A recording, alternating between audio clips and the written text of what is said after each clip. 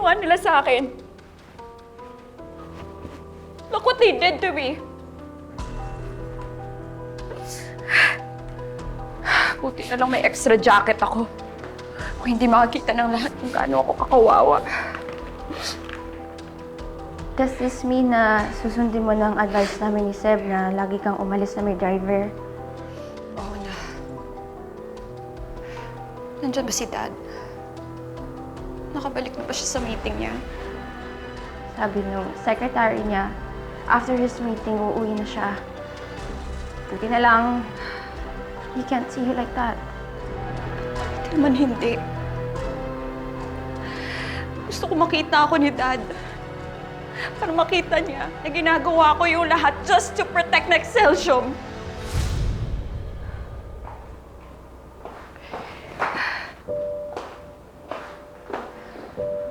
Alam mo naman yung dad mo mahirap tansyahin.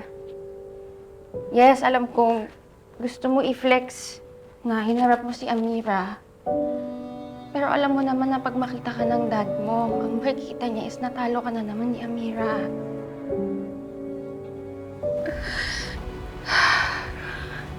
Alam ko naman yun, Maxine. I know. Pero bakit ganun, Maxine? Pinamote nga ako ni Dad bilang CEO. Pero hanggang ngayon, araw-araw, pakiramdam ko, pinapatunayan ko pa rin yung sarili ko sa kanya.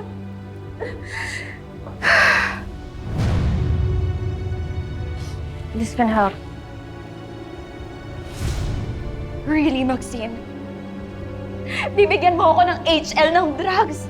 Gusto mo ako magpakahay dito sa trabaho? Hindi ko kailangan yan. Mag-isip ka naman, Maxine. Ingat-ingat ka naman, sis. It hurts. Pwede ba? Huwag ka na magdagdag sa problema ko.